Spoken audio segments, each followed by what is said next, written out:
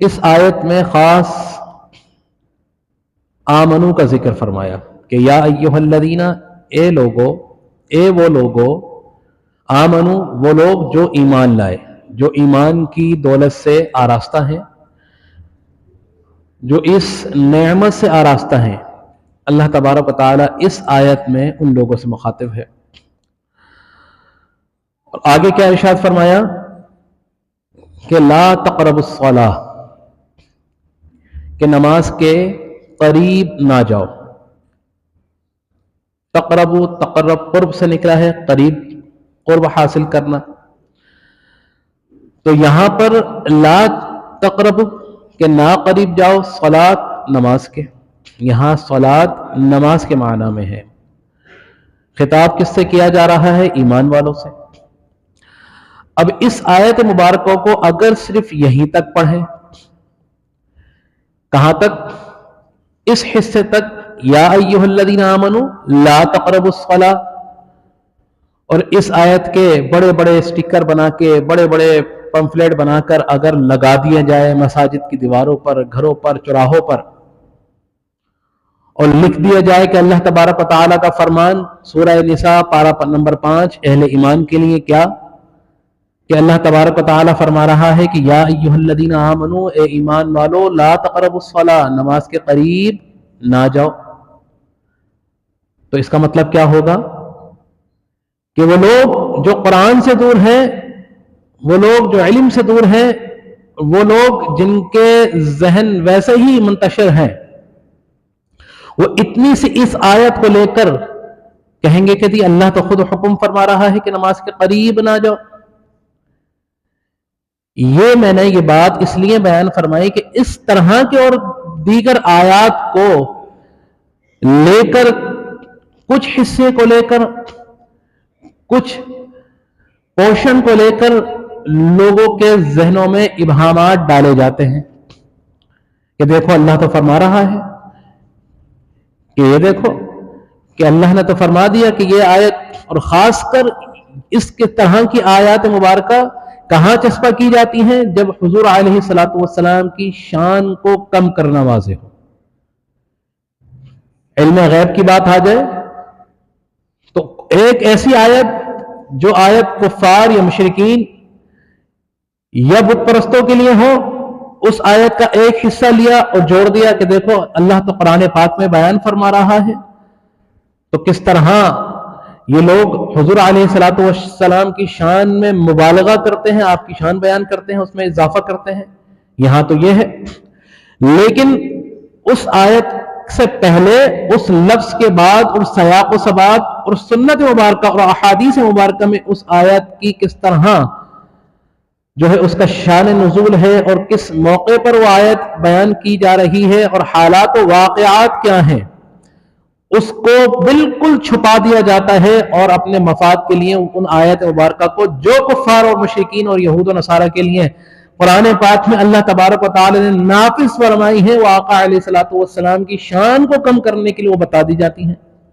تو اس لیے میں نے یہ آپ کے سامنے یہ مثال پیش کی کہ اس آیت مبارکہ کے صرف اس حصے کو اگر سامنے رکھیں کہ جس میں اللہ تبارک و تعالی بیان فرما رہا ہے یا ایھا الذین آمنوا، اے ایمان والو، لا تقربوا الصلاۃ، کہ نماز کے قریب نہ جاؤ، تو اس کا کتنا امپیکٹ پڑے گا، لوگ اس آیت مبارکہ سے کیا سمجھیں گے؟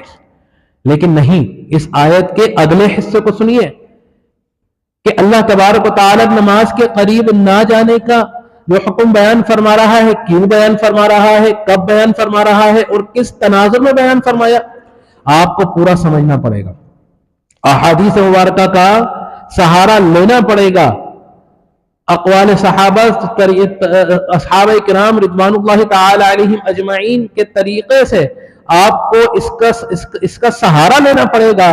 تو معلوم یہ ہوا کہ اللہ تبارک و تعالی اسی آیت کے اگلے حصے میں بیان فرما رہا ہے کہ یا ایھا الذین آمنوا لا تقربوا الصلاۃ، کہ ایمان والو نماز کے قریب نہ جاؤ، لیکن وانتم سکارا، اس وقت کہ جب تم حالت نشے میں ہو۔ کس وقت نہ جاؤ؟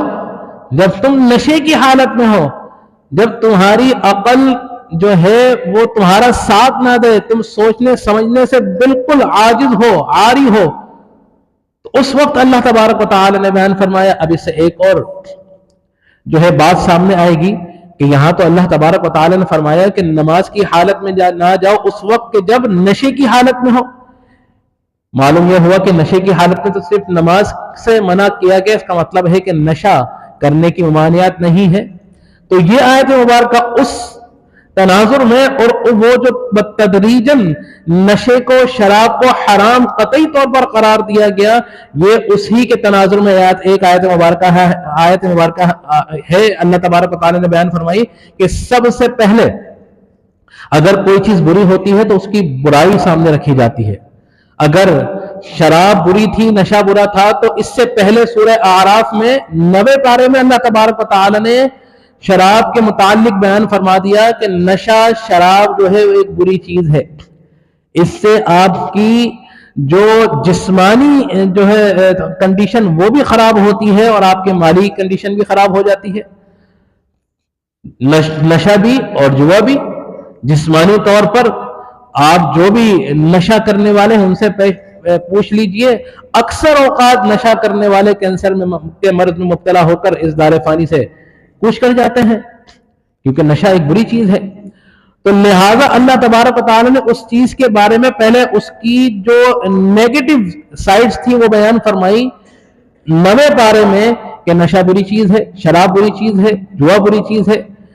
اب دوسرا مرحلہ یہ آیا کہ اللہ تبارک و تعالی نے قطعی طور پر ایک دم اس چیز کو منع نہیں فرمایا، آہستہ آہستہ تدریجاً. اب دوسرے مقام پر یہاں پر بیان فرما دیے کہ یا ایھا الذین آمنوا لا تقربوا الصلاۃ، کہ نماز کے وقت جب نماز کی حالت قریب نہ جاؤ جب نشے کی حالت میں ہو. اور پھر ایک مقام ایسا آیا کہ جہاں پر قطعی طور پر اللہ تبارک و تعالی نے فرما دیا کہ یا ایھا الذین آمنوا انما الخمر والمیسر والانصاب والازلام رجس من عمل الشیطان فاجتنبوہ لعلکم تفلحون. کہ خمر ہوا، جوا ہوا اور اس طرح کے مختلف چیزیں ہوئیں، یہ چیزیں حرام ہیں اور اس سے قطعی طور پر مسلمانوں کو اجتناب کرنا چاہیے. تو معلوم یہ ہوا کہ مرحلہ وار اللہ تبارک و تعالی نے پہلے شراب کی حرمت بیان فرمائی، پہلے اس کے نقصانات بیان فرمائے، پھر یہ بیان فرما دیا کہ نماز کی حالت میں، یعنی کہ نماز کی حالت میں اور اللہ کے گھر میں نشے کی حالت میں داخل ہونے سے منع فرما دیا. اس سے کیا ہوا کہ اصحاب کرام رضوان اللہ تعالی علیہم اجمعین کہ جب پہلے یہ بیان ہوا کہ نشہ بری چیز ہے، اس سے نقصانات کتنے ہیں، پھر دوسری معاملے میں یہ بیان ہوا کہ نماز کے قریب نہ جاؤ، اور نماز وہ عبادت ہے کہ جو اللہ تبارک و تعالیٰ کو سب سے زیادہ پسند ہے. تو کچھ صحابہ کرام ایسے بھی تھے کہ جو کچھ مسلمان ایسے بھی تھے کہ جو شراب سے اسی وقت اپنے آپ کو انہوں نے روک لیا. پھر ایک وقت ایسا آیا کہ قطعی طور پر شراب کو، جوئے کو، ان تمام چیزوں کو اللہ تبارک و تعالی نے حرام قرار دے دیا. اور جب حرام قرار دیا تو پھر یہ عالم تھا کہ جتنے بھی مدینہ کی گلیاں تھیں، ان مدینہ کی گلیوں میں، راستوں میں صحابہ کرام نے ایک سیکنڈ نہیں لگایا اور جتنے بھی برتن تھے جو شراب سے بھرے ہوئے تھے سب کو ڈال دیا، سب کو ختم کر دیا. تو ایمان کی حالت دیکھیے، اللہ اور اس کے رسول پر تقوی اور اس ایمان دیکھیے کہ ایک منٹ نہیں لگایا، تمام شراب انڈول دی، پھینک دی، ضائع کر دی. اس کے بعد پھر شراب کی طرف آنکھ اٹھا کر دیکھی بھی نہیں. یہ ایمان تھا. اب یہ آیت مبارکہ جس میں اللہ تبارک و تعالی ارشاد فرما رہا ہے کہ یا ایھا الذین آمنوا لا تقربوا الصلاۃ، اب اس کا بھی کوئی پس منظر ہوگا، اس کا بھی کوئی شان نزول ہوگا. تو احادیث مبارکہ میں ملتا ہے کہ پہلے چونکہ شراب حرام نہیں تھی، اور آپ جانتے ہیں کہ گاؤں دیہاتوں میں جو ان کا معمول ہوتا ہے، اکثر یہ ہوتا ہے کہ گاؤں دیہات کے جو لوگ ہوتے ہیں جو کھیتی باڑی کرتے ہیں تو وہ اکثر اوقات میں نماز عشاء سے پہلے کھانا کھا لیتے ہیں. مغرب کی نماز ہوتی ہے اور کھانا کھا لیتے ہیں اور اس کے بعد پھر نماز کا وقت ہوتا ہے. تو کچھ صحابہ کرام نے اپنے گھر پہ دعوت رکھی، تمام صحابہ کرام، تمام مسلمان شریک ہوئے، تو اس میں کھانے کے بعد شراب نوش کی گئی کیونکہ اس وقت شراب حرام نہیں تھی. تو پھر یہ ہوا کہ جب عشاء کی نماز کا وقت قریب آیا تو نماز جب ادا کی گئی تو اس میں جو امام تھا اس نے جب تلاوت کی سورہ کافرون، قل یا ایھا الکافرون لا اعبد ما تعبدون کی تلاوت کی، تو اس میں سے لا حرف نہ پڑا. کیوں؟ کہ سوچنے سمجھنے کی صلاحیت نہیں تھی. شراب نشہ تو کھا جاتا ہے. اب سورہ کافرون کا اگر آپ مطالعہ کریں تو اللہ تبارک و تعالیٰ فرما رہا ہے قل اے محبوب آپ فرما دیجئے یا ایھا الکافرون اے اہل کفار لا اعبد ما تعبدون میں نہیں عبادت کرتا اس کی جس کی تم عبادت کرتے ہو. لا حرف نہیں ہے, نا کا معنی آتا ہے کہ نہیں کرتا, ما کا مطلب جس کی, جو تعبدون تم عبادت کرتے ہو. تو لا اعبد ما تعبدون کہ اہل کفار میں اس کی عبادت نہیں کرتا, میں اس کو نہیں پوجتا کہ جس کو تم پوجتے ہو, جس کی تم عبادت کرتے ہو. اب یہ جو لا حرف تھا اگر اس کو یہاں سے ہٹا دیا جائے تو معنی کیا ہوگا؟ اعبد ما تعبدون میں عبادت کرتا ہوں اس کی جس کی تم عبادت کرتے ہو. تو جب یہ معنی اس کے جہاں سورہ کافرون میں جہاں جہاں لا آیا تھا وہ نہیں پڑھ سکے, تو اب معنی اس کا بالکل الٹ ہو گیا اور وہ کفریہ تک, کلمہ کفریہ تک پہنچ گیا. تو لہٰذا اس واقعے کے بعد اللہ تبارک و تعالی نے فرما دیا کہ یا ایھا الذین آمنوا لا تقربوا الصلاۃ اے مومنو اے ایمان والو نماز کی حالت, نشے کی حالت میں نماز کے قریب نہ جاؤ, وانتم سکارا حتی تعلموا ما تقولون یہاں تک کہ جب تم وہ بات سمجھنے لگو جو تم منہ سے کہہ رہے ہو. کیونکہ نشے کی حالت میں نہیں معلوم ہوا کہ کیا پڑھ رہے ہیں, لا ہٹا دیا, معلوم یہ ہوا کہ میں عبادت کرتا ہوں میں اس کی جس کی تم عبادت کرتے ہو. معنی بالکل تبدیل ہو گیا, کلمہ کفریہ کہہ دیا گیا. لیکن چونکہ نشے کی حالت میں اللہ تبارک و تعالی نے مخاطب فرما کے فرما دیا کہ نشے کی حالت میں تھا, لہٰذا کلمہ کفریہ ادا تو کر دیا لیکن کفر تک نہیں پہنچا. اللہ تبارک و تعالی نے روک دیا کہ اب نشے کی حالت میں نماز کے قریب نہیں جانا کیونکہ عقل جاتی رہتی. معلوم یہ ہوا کہ نشے کی وجہ سے عقل بھی آپ کی جاتی رہتی ہے. تو ایک نقصان یہ بھی تھا کہ انسان سوچنے سمجھنے کی صلاحیت سے محروم ہو جاتا ہے. تو اب یہاں پر منع فرما دیا گیا کہ اب نماز کے قریب نہ جاؤ اس وقت جب نشے کی حالت میں ہو. تو صحابہ کرام جو تھے وہ حکم کی تعمیل کرنے والے تھے, انہوں نے شراب جو ہے تناول کرنے ہی چھوڑ دی, اس کو منع کر دیا, اس کو ختم کر دیا, روک دیا.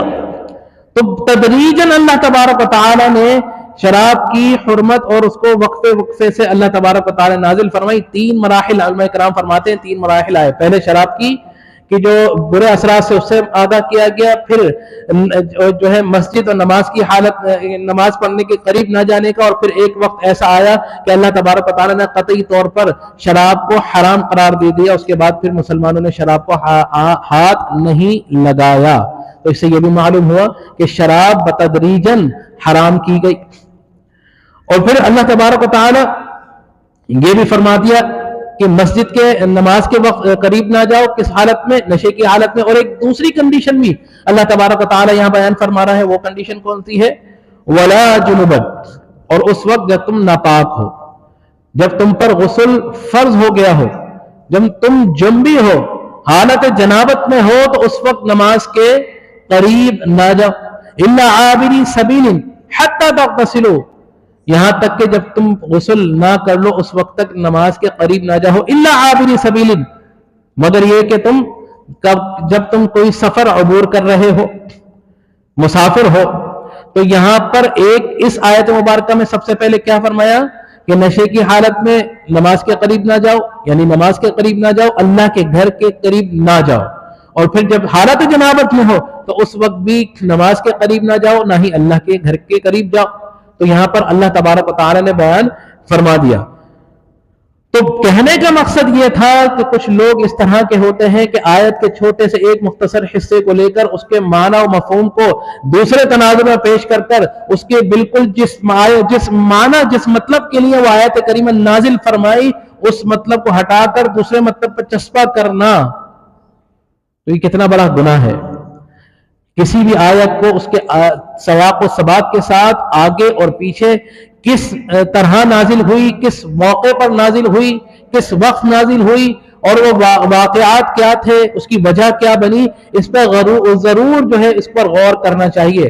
اور بغیر کسی مستند عالم دین کے بغیر قرآن کو کا سمجھنا بھی اس طرح ہے کہ اگر ہو سکتا ہے کہ آپ سمجھنے کی کوشش کر رہے ہو لیکن آپ کی عقل چونکہ آپ اس مرتبے تک نہیں پہنچے, ہو سکتا ہے کہ آپ کسی معنی کو غلط مطلب میں لے لو, تو لہٰذا کسی مستند عالم دین سے رجوع کریں، اس کی رہنمائی میں بیٹھ کر قرآن کو پڑھیں، اس کو سمجھنے کہ قرآن کہہ کیا رہا ہے، قرآن کا مطلب کیا ہے۔